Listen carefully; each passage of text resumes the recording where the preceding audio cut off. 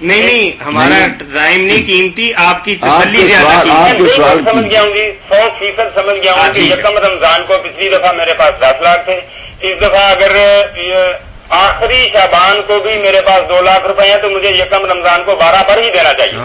2 لاکھ نہیں، اگر اللہ نے 2 کروڑ بھی دے دیے تو پھر اس کو جمع کر کے. سمجھ گیا. اچھا دوسرا سوال مولانا صاحب یہ ہے، جی فرمائیے بھائی، کہ ایک فرد کے پاس مال تجارت صرف 20 لاکھ روپے ہے، جی جی وہ زکوٰۃ 20 لاکھ کی دیتا ہے، دوسری طرف 1.5 کروڑ کی پاور لون اور کھاتا اس کے پاس ہے، ایک فرد دوسرا ہے، مگر مال تجارت اس کے پاس نقد کی شکل میں کوئی نہیں ہے، تو وہ سارا سال اس مشینری پر اس طرح کام کرتا ہے کہ کسی دوسرے فرد سے دھاگا لیتا ہے اور اس کو کپڑا بنا کے دے دیتا ہے اور اپنی مزدوری لے لیتا ہے، اوور ہیڈ پہ کام کرتا ہے. جی بالکل. اب 1 سال کے بعد جو اس نے کمائی کی اس پر تو وہ زکوٰۃ دے گا، لیکن 1.5 کروڑ کی مشینری اور کھاتے کے بارے میں کہتا ہے کہ یہ مال تجارت نہیں ہے، یہ مشینری ہے، میں اس پر کیوں دوں، جبکہ ایک فرد ہے جس کے پاس اپنی پاور لونز نہیں ہے اور وہ صرف 20 لاکھ کا کاروبار کرتا ہے، وہ 20 لاکھ پر دے رہا ہے. آپ کی بات واضح. بالکل حضرت صاحب آپ کی بات واضح ہوگی. گھر کے سامان کا بھی ہے کہ کروڑوں کا سامان بھی گھر کا ہے نا، اس پر زکوٰۃ نہیں. اسی طرح فیکٹری آپ نے یہ بٹائی پاور لوم یا دوسری مشینیں ہوتی ہیں، یہ مشینری ہوئی جو سامان ہے لے جانے کا ٹرک وغیرہ، ان پر کوئی زکوٰۃ نہیں. جو کیش ہے نا آپ کے پاس وہ، اور جو چیز تیار کی آپ نے فروخت کی، اگر فروخت کرتے ہیں، یہ تو آپ نے بتایا نا فروخت کرتے ہی نہیں، صرف مزدوری لیتے ہیں، وہ مزدوری جو اکٹھی ہوتی جاتی ہے اس پر سال کے بعد جتنے پیسے ہوں گے دیں گے، مشینوں پر نہیں. جیسے جو اصل حقیقت ہے مولانا صاحب، جیسے زمین نہیں، بات واضح کرنے کے لیے مثال ضروری نا، پھر انشاءاللہ مسئلہ. جیسے زمین ہمارے پاس ہزاروں مربع ہونا، زمینوں کی قیمت پر نہیں، زمین سے جو پیداوار ہوتی ہے نا اس پر. اس طرح مشینوں سے جو پیداوار ہو رہی نا جو ہم آگے فروخت کریں گے. اچھا چلیں جی، تیسری سوال میرا یہ ہے، اور نہیں آپ کا یہاں کوئی سوال تھا یہاں چھوٹا سا. مشینوں پر نہیں.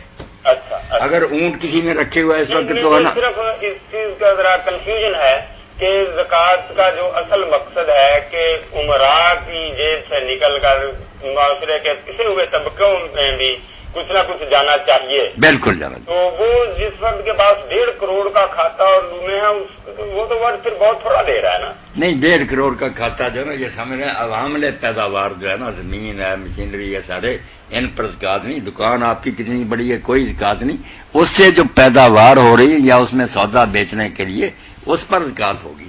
اچھا عوامل پیداوار جو ہے نا اس میں بھائی یہ بھی ہو سکتا ہے کہ 1.5 کروڑ کی جو انڈسٹری اس نے لگائی ہوئی ہے وہاں 15-20 خاندان پل رہے ہوں، جبکہ ٹریڈنگ میں ایسا بہت کم ہوتا ہے. آپ کے پاس بسیں ہیں، آپ وہ چلاتے ہیں، جو کرایہ ان سے حاصل ہوتا ہے نا اس پر زکوٰۃ لگے گی نا، بسوں کی قیمت پر نہیں لگے گی.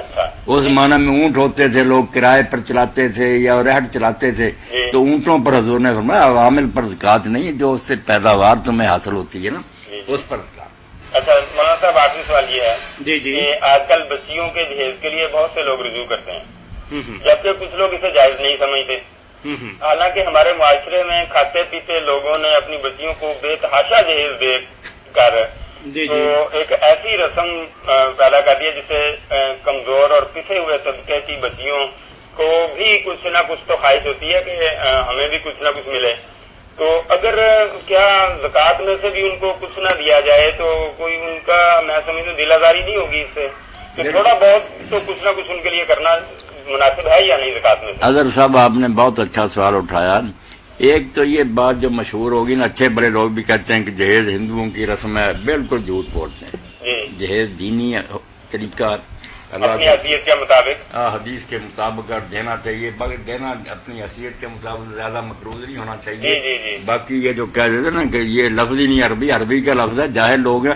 جہیز جو ہے یہ جہاز دونوں لفظ بولے جاتے ہیں. عورتوں کو جو سامان دیا جاتا ہے اس کو جہاز یا جہیز دونوں لفظ، یہ بالکل دین ہے، دینا چاہیے. یہ کوئی بات نہیں کہ بچی کو خالی آپ رخصت کر دیں، وہ تانے سنیں گی پھر کہ اپنے باپ کے گھر سے جو برتن لائی وہ استعمال کر. البتہ اس چیز کی حوصلہ شکنی ہونی چاہیے، وہ تو ٹھیک ہے، جو حد سے زیادہ تجاوز کر جاتے ہیں اور بری مثال پیش کرتے ہیں. یہ تو آپ ہاں بالکل آپ جیسے ساتھیوں کو چاہیے کہ ان میں یہ پرچار کریں کہ خدا کے لیے ایسا کام نہ کرو، کہ یہ بچیاں پھر دوسری جو حسرت سے دیکھتی ہیں کہ ہم کہاں پیدا ہو گئی، یہ کیا ہو رہا اور ہمیں کیا ملے گا. تو یہ ظالم ہیں لوگ جو ایسا کرتے ہیں، بہت برا کرتے ہیں، مگر یہ ہے جائز. آپ جہیز دیں اور یہ آپ کو جزا دے، دعاؤں میں ہمارا حصہ بھی ضرور. اللہ تعالیٰ برکت دے آپ کو. بہت شکریہ. السلام خوش علیکم. رکھے اللہ. اللہ مبارک رہوں کی مار رکھتا ہوں کر رہا ہوں برکت اللہ مصدہ. جی السلام علیکم ورحمۃ اللہ. سر مجھے یہ پوچھنا تھا کہ جی جو عورتیں مسجدوں میں جا کے نمازیں پڑھتی ہیں جمعہ کی یا صلاۃ و تسبیح یا عید وغیرہ کی، یہ جائز ہے کہ نہیں؟ بھائی یہ صلاۃ و تسبیح تو جو جا کر جماعت کے ساتھ پڑھنی ہے تو مردوں کے لیے بھی جائز نہیں ہے، عورتوں کے لیے کیسے جائز ہو؟ یہ کہ بدعت ہے جو رائج ہو رہی ہے کہ لوگ جماعت کے ساتھ پڑھنے لگے. نہ اللہ کے رسول علیہ السلام نے پڑھی، نہ صحابہ نے پڑھی، نہ اماموں نے بتائی. یہ تو اشتہار دے کر اعلان کر کے پڑھ رہے ہیں. مرد گناہ گار ہیں، عورتوں کو کیا اجازت؟ ہاں جمعہ کی نماز جو ہے اس میں شامل ہو سکتی ہیں، ان پر فرض نہیں ہے، مگر اگر جا کر پڑھ لیں تو جائز ہے. عید کی نماز کے لیے ضرور جانا چاہیے. وہ اللہ کے رسول حکم دیتے تھے کہ حیض کی حالت میں جاؤ، نماز نہ پڑھو، پیچھے بیٹھے دعا میں تو شریک ہو. ٹھیک ہے جی. السلام علیکم ورحمۃ اللہ. وعلیکم السلام. دو سوالات پوچھنے سے حضرت صاحب سے. جی فرمائیے بھائی. ایک تو یہ کہ حضرت عمر نے جو یہ بات کی تھی کہ حضرت بی بی فاطمہ زہرا کا گھر جلانے والی، اس میں کس حد تک صداقت ہے جی؟ صداقت کوئی نہیں ہے اس میں کوئی صداقت نہیں، بالکل افسانہ. اور دوسری بات جناب یہ ہے کہ حضرت ابوبکر صدیق سے یہ جو روایت ہے کہ نبی کی وراثت نہیں ہوتی، اس کے اور کتنے راوی ہیں؟